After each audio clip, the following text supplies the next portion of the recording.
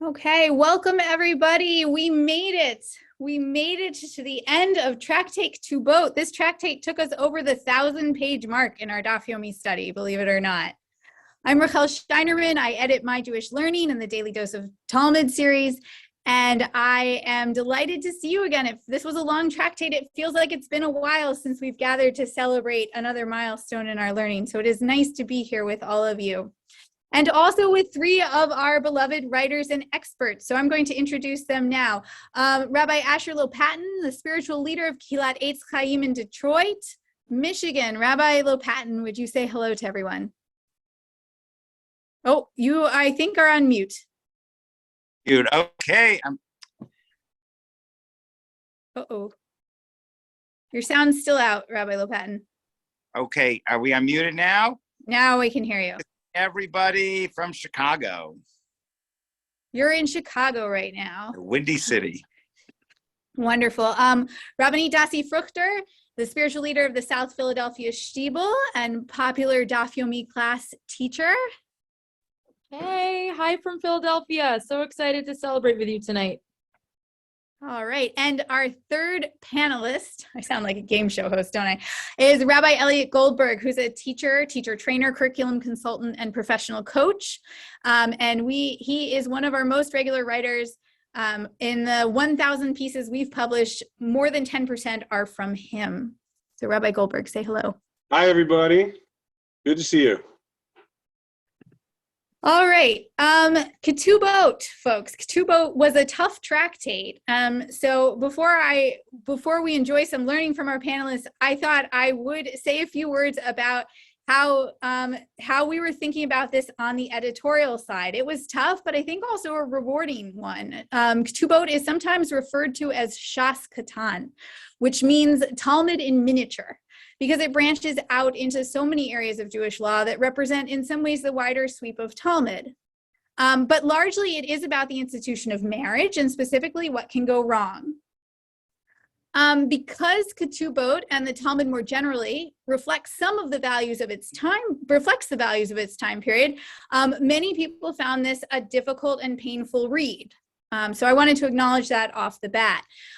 Tough texts here largely stemmed from the idea that women are not fully autonomous, that they are under or essentially the ownership of men in their lives versus their father and their husband. And a lot of the laws we dealt with made this assumption, and the discussions made this assumption, which was an emotional challenge for people for whom the Talmud is a sacred close text. And it also created a challenge for us editorially. How do we deal with this over more than 100 pieces? And there were a couple of options. One was we could have chosen to just write around the problem, to talk about other things, right? In our series, we don't promise to tell you everything that's going on in the Talmud. It would be too cumbersome. We tell you something, we discuss something every day. And some days we did take this strategy. There would be something difficult on the page and we just focused our attention elsewhere. But totally ignoring some of these problems didn't feel completely honest to me. One option we also took sometimes was to simply point out and acknowledge when things didn't feel good, and be honest with our readers that this doesn't feel good to us morally, and that we don't have a good solution for the discomfort. Some of our pieces did that. Another option that we sometimes availed ourselves of was to publish what is technically called an apologetic take, a piece that points out that, yes, maybe this isn't so comfortable, but hey, the rabbis were, and this is true, in many ways ahead of their time. They were ahead in some ways of the surrounding cultures in terms of their protections for women. The Ketubah, after all, is itself primarily designed to protect a woman in case her marriage ends.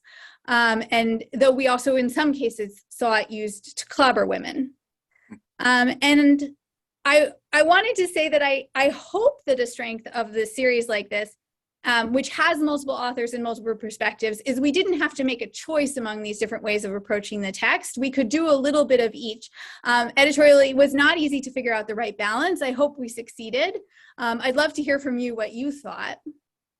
And I hope also that in all this, we didn't lose sight of something larger. And now I'm speaking for myself specifically, and others here among the participants or panels might agree. But I think ultimately, asking the Talmud to measure up to our personal ethical standards is maybe making the wrong demand of it. And that can be a really tough pill to swallow. Shouldn't our most sacred texts match our communal sense of what is just and what is right? And what do we do when it doesn't? And my answer to this, and a part of this came through the so many discussions that I had with you in our weekly class and in your responses to the pieces that we wrote. But my answer to this at the moment, at least for me, is that it can't, and maybe we shouldn't expect it to, because we don't necessarily have all the right ethical answers either, right? We live in a very specific moment in history that gives each of us a very specific view. And even if all of us together on this Zoom agreed about what is right, and I'm sure we probably don't, and even if the Talmud agreed with us, what value would the Talmud have in, say, 200 years from now? What if in the year 2222, ethical norms have changed? And then the Talmud would be out of step anyway. So I think it's in some ways a distracting question. Not that it's not important, but it can distract us, because the answer for me that has come out of this is that the real magic of the Talmud, I think, is not that it always gives us the right answer to ethical questions, though sometimes it can, and sometimes its discussions of ethics can be enormously moving and profound. I think it's really, for me personally, in the way that the Talmud invites us as teachers and readers and learners to ask questions and challenge things, even sacred things like the Torah. We see the rabbis do that all the time.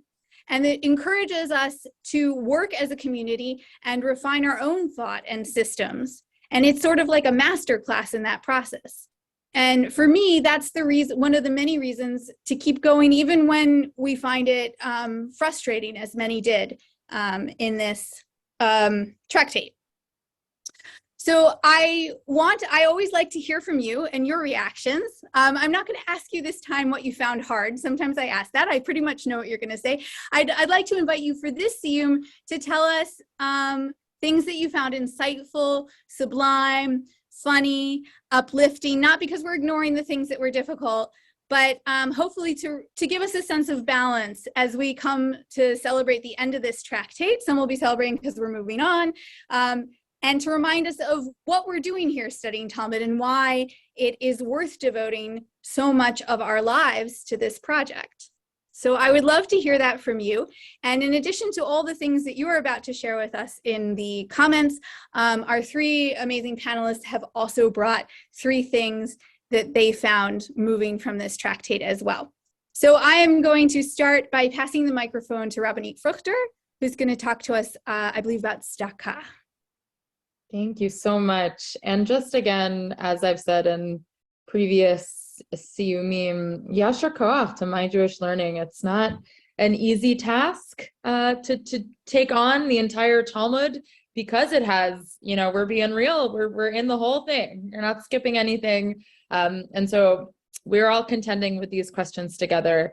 I really appreciate it. And what a joy to be a part of this. Look how many people are in this room tonight. I'm also scrolling through the screens, seeing so many cameras on is also so lovely. I can see your faces, and I really feel like I'm here celebrating with you. So what I wanted to focus on, first of all, I want to share, I forgot if I've shared this in the past in this space. In my Daf Yomi Shir, we have something called the jar. If I've said it before, I've said it's called the jar. Anyway, the jar is where we put a little bit of tzedakah, a little bit of money to an organization that we want to support when something comes up that's really difficult in the Talmud, a difficult text, because we don't want to ignore it, but we also need to move on. So that's just something that we kind of throw around, money for the jar, right? There was a lot of jar activity in this tractate. I will say that just coming away, stepping back from this tractate, you really see a structure around money and economics. That's really, really key to what's going on here. It seemed in the discussion of the Mishnayot of the woman's responsibility to her husband, If you remember that whole section, she had different household chores she was supposed to perform. Her earnings belonged to him. You read through it and you're like, oh, it's a business partnership. That's what's happening here, right? It becomes very clear that it's very much a question of how much she's owed, how much she owes him, the rights and responsibilities engaged in this whole business partnership. And again, taking a step back and looking at the structure of this Gemara, you see a couple moments where the rabbis introduce some other things, like, for example, the 7 blessings or the theology of marriage. But it's really primarily about the economic arrangements of living together in partnership. And how fitting is it that smack in the middle of the tractate, we have on Daf 67 a discussion about tzedakah, a discussion about what it looks like when someone does not end up with the money that they need, and they need to be sustained by communal funds or by going door to door. The reason I think that this is so interesting that it's smack in the middle is that really, regardless of how any of these family situations play out, someone may always be on the bottom. It's really possible that this happens.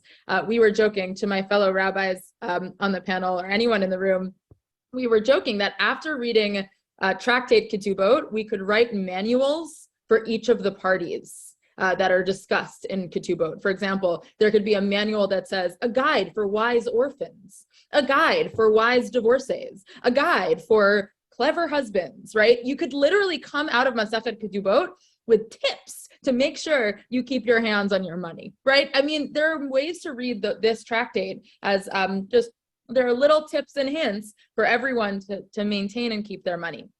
But what's really important is that on Daf 67a, we learn Tanu Rabbanan, it was taught in a Braisa, Yasom v'yasoma shabalit parnes, if an orphan boy and an orphan girl, so they've lost their father and they do not have any way to be supported, they come before the charity fund to get support, we first give to the girls and then to the boys. Why? Because it's customary for a man to go around begging, but it's not customary for a woman to go around begging. That's number one. Then number two, the Brisa continues, if there's a boy and a girl who are orphans and they're trying to get money in order to get married, first we marry off the girl and then the boy, because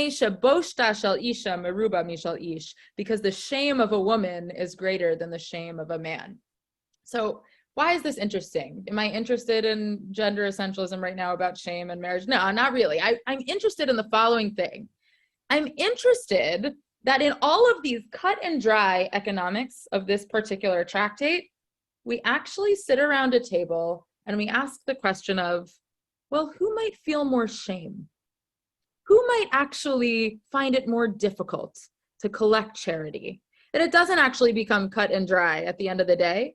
And if you look on this daf, you see stories upon stories of rabbis who do the act of charity correctly, who sustain people with money in the correct way. So if we come away from this tractate and we're like, well, here's how to be clever with money, I think we missed the point. We have to look right in the sandwich, right in the middle of Masechet Ketubot, and ask ourselves another way to really live into that question. How gently do we talk about money? How careful are we with privileging those who have shame on their minds or find it difficult to ask? How much are we being careful about raising people to the state in which they are accustomed to live? So I am leaving this tractate. I went in ready to be angry about some of the feminist stuff because I've learned it before and I was ready to get incensed again. But I'm actually leaving with a little bit more empowerment around thinking about the economics of living a Jewish life, that we care. We want everyone to be sustained, even if the value systems don't exactly match up. We want everyone to be sustained, and we want our ethics, morals, and values to be a part of that process as well. Looking forward to hearing what you have to say about that. My other panelists, I will talk about other things, but I'll pass it on from here. Oh, Rachel, you are muted. So you couldn't hear me typing and organizing my notes. All right, now switching screens. Sorry, folks. Okay, Thank you so much, Rabbanit Fuchter. Let me just share some of the comments that have come in from you, some of your takeaways. And I apologize if I didn't collect them all. William Yodov was particularly moved by DAF 104, which deals with how to handle terminal illness. Daniel Rosenbaum found the emphasis on oaths and vows to get people to tell the truth was very interesting. You guys know, of course, or maybe don't, you'll find out tomorrow, the next Tractate Nedarim is all about vows. Elizabeth really liked how we ended today on with encomiums to Eretz Yisrael, to the land of Israel, thinking about how to love Israel and thinking of that as something we can maybe carry into our relationships. Joseph Skybell, touched by the way the DAF was really concerned to care for orphans. Jonathan Hops, touched by the way that this tractate had an intense dedication to pursuing justice. It felt like they were really trying to find the just solution to some difficult problems. In that vein, Carla Sulzbach wrote something similar about how judges need to be honest and how important it is to avoid corruption and to recuse themselves if there's any kind of conflict. And Marcia Feinberg wrote that the bottom line is, in some way or other, women must not go hungry. So a lot of commitment to caring for vulnerable members of the society came out of this tractate, to justice and caring for members of society. Thank you all for your comments. I'd love to hear from more of you. I will share more, but I'm going to pass the microphone on to Rabbi Elliot Goldberg now. Okay. It's interesting as I think about my 1,000+ page journey through Daf Yomi, there's a takeaway that I get from each Masechet, but as I finish a Masechet, sometimes I'm thinking not about the content of the particular Masechet, but how do the pages that we've learned fit in with themes from other Masechtot, right? To look at the Talmud as a whole. And I keep a running Google Doc of my own notes because, over 7 years, I don't expect to be able to remember all the interesting references that I see about different themes. And one of the themes that I try to flag and collect is about education, studying Torah.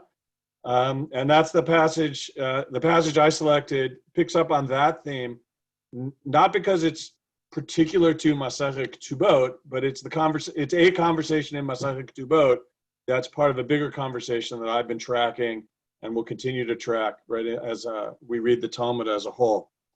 I'm going to share my screen and bring up the text in question. Here we go. Oh, sorry. Seem to have shared my screen, but I'm unable to start the slideshow. Oh, there we go. Just going slow. There we go. All right. So I want to take you through these texts. The Talmud sometimes is a conversation starter and ender. It starts a conversation and at the end it tells you what to think. But I like the Talmudic conversations that are starters but don't have an end. And as you'll see, this text brings a debate to about education, about teaching and learning that is both alive in the time of the rabbis and in our day as well. So page 50A, I've tried to edit to make this gender neutral. Kids will go home. Oh, sorry, I heard a noise somewhere. I tried to make the translation gender neutral to fit our current day. And if you notice that in the translation, that's how I modified it from the original text. So Rav Yitzchak said in Usha, one of the major centers in Babylonia, one of the major centers of learning, the sages enacted that a person should treat their child gently, even if they don't want to study, until they're 12 years old. And from that point forward, one harasses them in all aspects of their life in order to force them to study. So Rav Yitzchak's statement that he's quoting says,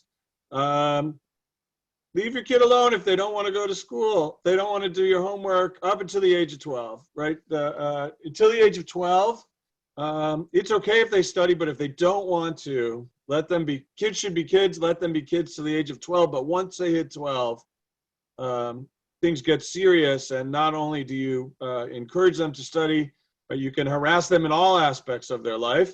You can be an overbearing parent, and force them to study, because age 12, that's when it starts to get serious. And we know in the rabbinic era, age 12 was the onset, closer to the onset of adulthood than it is today.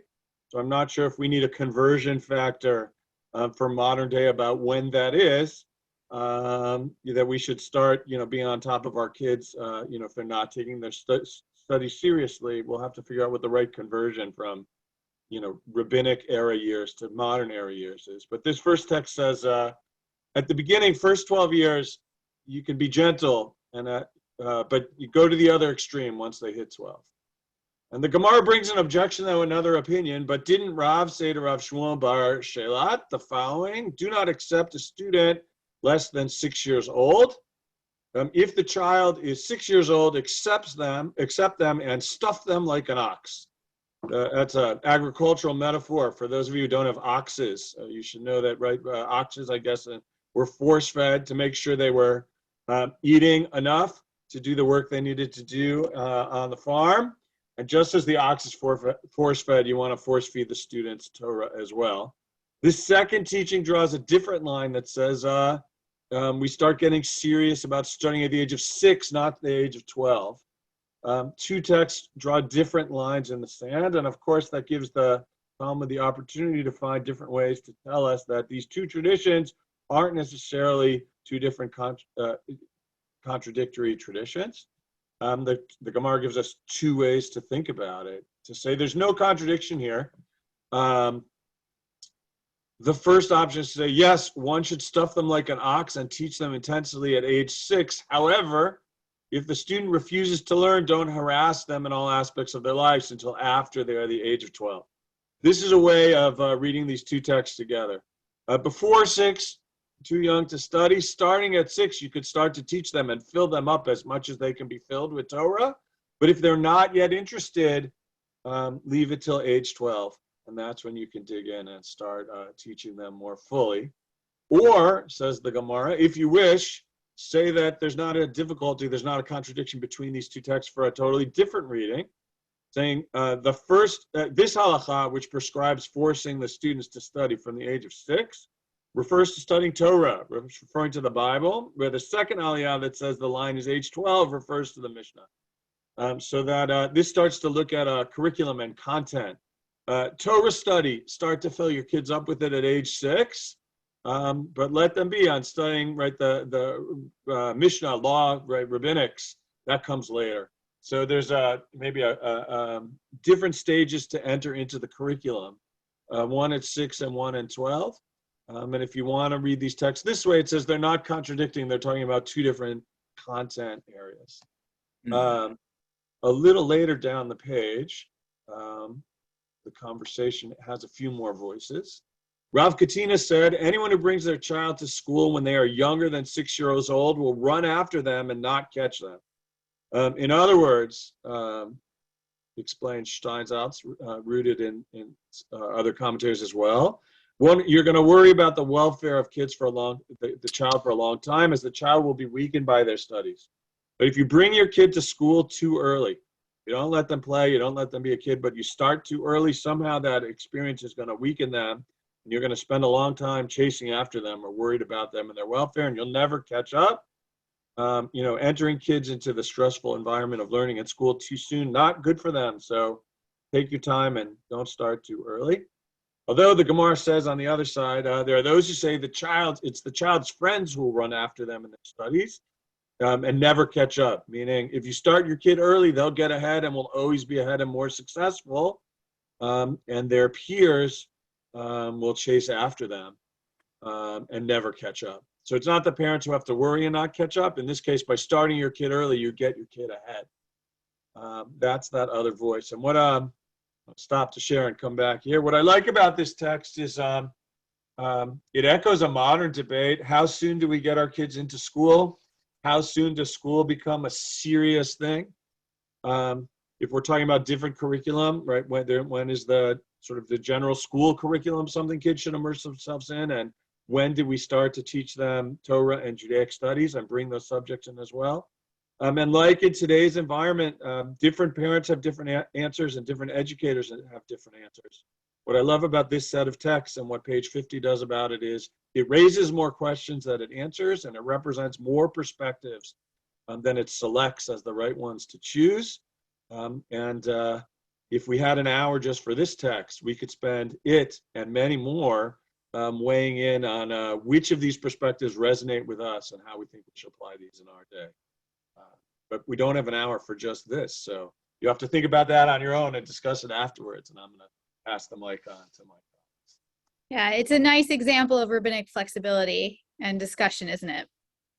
And I think as we recognize today, that's important in a schooling environment, that one educational size doesn't fit all, but that's not the same as losing all standards. And so it is a beautiful discussion and some very fun, ambiguous text there. Thank you, Rabbi Goldberg. I'm going to share a few more of your insights about what you loved in this tractate, and then I'm going to pass the microphone on again to Rabbi Lopatin. So Karen writes, Karen, I think you wrote twice, and maybe it's two Karens, that the discussions about how to very carefully write a contract to prevent future ambiguities and conflicts were interesting, as were, and maybe it's from Karen, maybe the same one, sorry, I'm not sure, also about the physical making of the Torah scroll and the dissemination of knowledge. Sylvia Tucker thought it was admirable that the rabbis made sure women were taken care of. She saw them as ahead of their time in that way. Aaron was pleased to see that women of independent means could refuse to support their husbands and keep their earnings. And Cheryl said that natural caring and love underlined many of these discussions in its own way. So those are a few more insights from the group. And Rabbi Lopatin, I'm going to pass the microphone to you. Hey, thanks so much, Rachel. And just I'm in awe of everyone's learning, of course, my dear colleagues, but everyone who's on this Daf Yomi celebration, this Siyyum. Yeah, this Masechet, I think we all have different kind of twists on it. Rachel, it's interesting. I never want to let the rabbis get off the hook from our ethics. And I really want to really push and really struggle. So what that does sometimes, I realize it makes me distort elements that I like more, that are more ethical. And I guess, I guess some of the parts that are more difficult, not to dismiss them, but to maybe interpret them more and push them around more. So I'm going to take a parak. I'm not going to do the whole parak, but in Ketubot 78, the parak of Ha'isha shenaflu la nechasim, the woman who inherits. And I see this, and I'm very open also to push back, but this is an incredible recognition that women have rights and women can be powerful. And then we see how everyone attacks them and how the rabbis are not all comfortable with that. And there's a lot of pushback, but ultimately, the name of this parak is Ha'isha shenaflu la nechasim. And you can see it as, well, we're not talking about a woman earning it. It's just a woman that naflu, they fell into her lap. But ultimately, there's a recognition that there are going to be powerful women in Jewish society who are going to demand their rights and demand their wealth. And it was beautiful what Rabbanit Dasi said also about it involves money. And there's a real recognition that women are going to be part of the economic system. And again, in some ways, our rabbis are great at enabling them to hold on to that.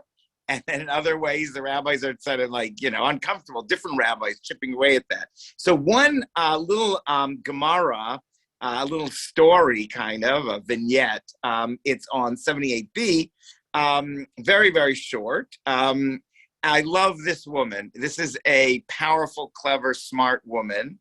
and there are forces that are fighting against her, of course, but hahi itata, so that woman, debaya de tevarchinhu lenichasa migavra, she wanted to get married, but she wanted to protect her assets from her husband to be. So what she did is she wrote them out, kitav inhu. So now this is not a ketubah, but she wrote it out to her daughter. She gave them all to her daughter, so they're protected. You know, we definitely know men who do this with their wives in order to get out of lawsuits or bankruptcies. So here it's a woman who is actually doing it. And then in Siva, she did get married. Now, again, it's a little bit, it's such a struggle in the society of the rabbis. And it's a struggle today, empowered women, empowered minorities, and people. How do we, the people of privilege, recognize that? So it's a struggle. So she gets married and she gets divorced. And you can see the rabbis snickering about that. That, well, of course, this woman is trying to protect her property more than she cares about the love of her husband or working with her husband. So you could see there's snickering, but she comes to Atay Lakame to Rav Nachman. She comes to Rav Nachman, and it's not clear who, but it seems like the woman, she says, you know, I gave all my inheritance, all my assets to my daughter, but I only wanted to protect them for myself from my husband to be. And he is a powerful man, Rav Nachman, you know, one of the giants of the Talmud, Kar'eh, Rav Nachman l'shtara. So Rav Nachman tore up that shtar, that document that gave all the assets to the daughter, and says, no, the woman gets to hold on to them. She never really wanted to give them up. The husband doesn't get it. The woman gets it. And then he gets, the Gemara continues that everyone, Rav Anan, the kvetch is about Rav Ukva, Mar Ukva. But the point is that we have these nitzotzot. We have these sparks in this Masechet of empowering women, empowering their voices. HaPesha Asar, or HaPesha Hitzir. The mouth that prohibited is the mouth. A woman can, we believe a woman's testimony. It can be seen as a little patronizing, but it's a real struggle for this kind of society of 2,000 years ago to really give women a place and power. And sometimes even children are given that power. So I see, and the whole idea, again, as Rachel, you mentioned, the ketubah is to give the woman some power and some leverage over her husband in the society. So I'm excited that there are those sparks and they're real. And in our own society, we have to continue to fight for the rights of everybody. So I see the Talmud really, maybe grudgingly, but demonstrating that we have to have that struggle and that conversation.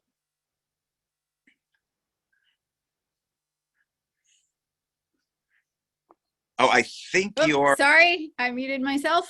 I'm back.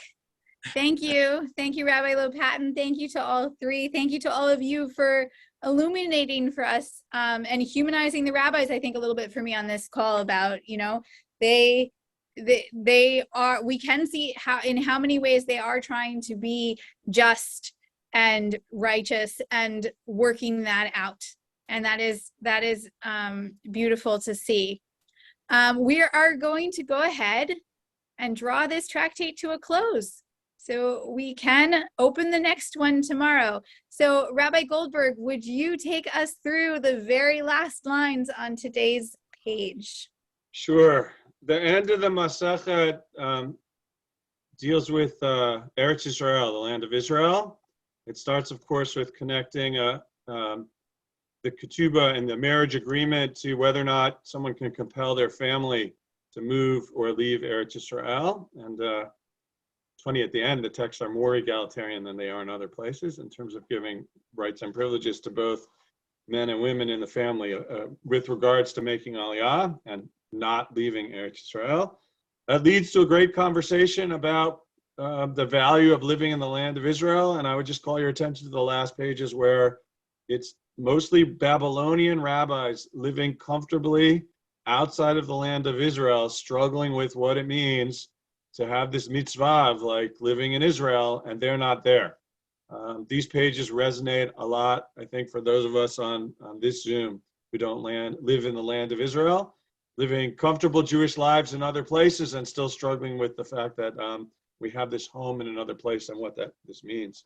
But the Masechet ends with a short uplifting teaching about the value of living in the land of Israel and what its gifts to us. Amar Rav Chia bar Ashi, Amar Rav. Rav Chia bar Ashi said in the name of Rav, Atidin kol ilanei sracha ba'eretz Yisrael shitanu perot. In the future, all barren trees in Eretz Yisrael, in the land of Israel, are going to bear fruit. Shene'emar, as it says, ki eitz nasa pirio te'inav agefen atnu chelam. For the tree bears its fruit, and the fig tree and the vine yield their strength. That's from Yoel, chapter 2:22. The rabbis are reading this verse to say all kinds of trees are ultimately going to bear fruit, and ending on what I read as an uplifting hope that for agricultural success in the land of Israel, not necessarily a reflection of actual agricultural conditions, but the hope that somehow the hope is that all trees bear fruit and leave us with a plentiful crop in the land of Israel. And with that, Masechet Ketubot comes to an end. Okay, Hadran alach. We will return to you. Dasi, why don't you help us with the Hadran? Let's do it, everyone. Amazing. Hadran alach Masechet Ketubot v'Hadrach alan. Datan alach Masechet Ketubot v'Datach alan. Lo nidnishe minach Masechet Ketubot v'lo titnishe minan. Lo ba'al mahadein v'lo ba'al ma'adaseh. Yehi ratzon milfanecha. Adonai Eloheinu v'Elohei Avotenu. Shetehei Toratcha u'manotenu ba'olam hazeh u'tehei imanu la'olam haba. Chanina bar Papa, Rami bar Papa, Nachman bar Papa, Achi bar Papa, Abba Mari bar Papa, Rafram bar Papa, Rachish bar Papa, Surchav bar Papa, Ada bar Papa, Daru bar Papa, Arev na Adonai Eloheinu. Please, God, sweeten the words of the Torah in our mouths, that Divrei Toratcha b'finu u'b'fifiot amcha beit Yisrael, and in the mouths of all of your nation, Israel. B'niheh kulanu, anachnu v'tzatza'enu v'tzatza'ei amcha beit Yisrael.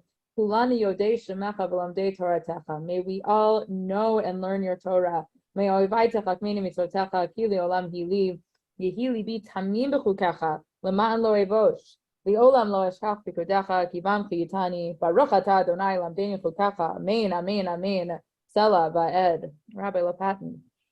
Okay, thank you so much, Rabbanit Dasi. We are modim anachnu lefanecha. We are so grateful. Adonai Eloheinu v'Elohei shesamta chalkeinu miyoshrei Beit Hamidrash, that you placed us in the Beit Midrash learning the lo samta chalkeinu miyoshrei kranot, and you didn't throw us in the bars all day. Let's say shanu mashkimi vehem mashkimi anu mashkimi v'Torah. Torah. When we wake up, hopefully we're going to learn another masechet. Vehem mashkimi l'dvarim b'teilim anu amelim vehem amelim. Everyone in this world is busy and works hard. The question is, are we doing the right thing? Anu ratzim vehem ratzim. Everyone is running, it seems. Anu ratzim l'chayei olam haba. Hopefully we are running with our learning to the great values, the eternal values. Vehem ratzim lever shachat. Shenemar v'atah Elohim toridem lever shachat and sheidam imira lo yechetzu yamehem v'ani aftach bach. And then we continue. Yiratzon milfanecha. Thank you. Yiratzon milfanecha Adonai Eloheinu. Shekashem shazartanu, as you helped us, the Siyyum Masechet Ketubot, Kain Tazreinu Latchil Masechet Far Machirim L'Saimam. Let's continue this process and finish these tractates, to learn, to teach, to shmor v'lasot, and to actually do the Torah.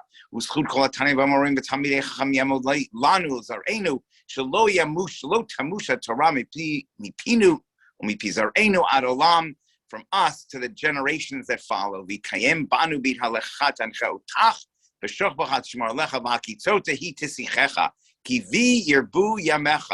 Through me, through Torah, our days will be enhanced and lengthened.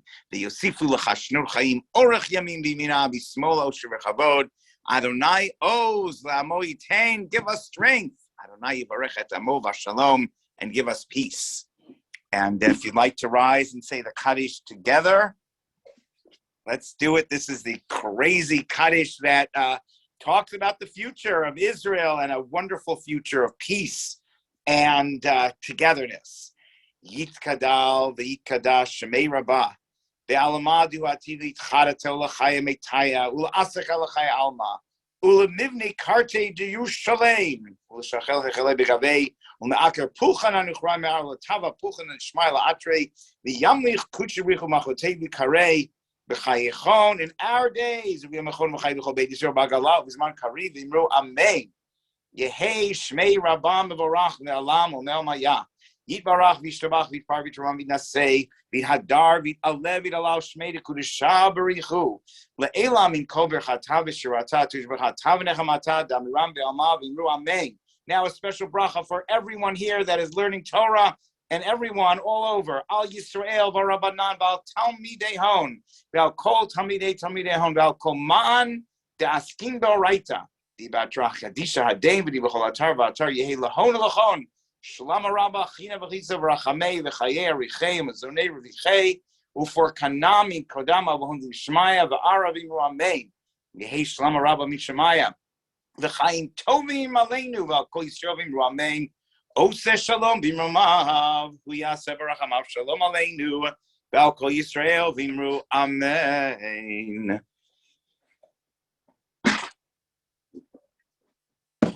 Mazel tov, everybody. Mazel tov. Rachel, you're muted again. I'm in a synagogue today and there's background noise. Sorry. Mazel tov to everybody. Thank you. Thank you for your thoughtful questions, comments, insights, interactions with us here, your emails in response to our daily emails, your participation in our weekly review session on Thursdays where we see many of you. Thank you to our three of our amazing teachers who came tonight to teach us and reflect with us on this tractate. Tomorrow morning, we embark on Nidarim, which is all about vows. So if you want to know what the rabbis mean when they say a vow, hint, it is not a wedding vow, even though we're in Seder Nashim, it is not a wedding vow. If you want to know what they mean when they say vows, if you want to know why we're suddenly talking about vows in a section of the Talmud that's supposedly about women, and if you want to know what, if anything, it has to do with contemporary Jewish practice, we will let y'all know tomorrow morning. You can look forward to that email. It was wonderful to see you all, and yesher koach to all. And yeah, chazak v'nitchazek. Amen. Yesher koach. Thanks, everybody. Nice to be with you all. Mazel tov. Thank you, everyone. So, Bye. bye-bye.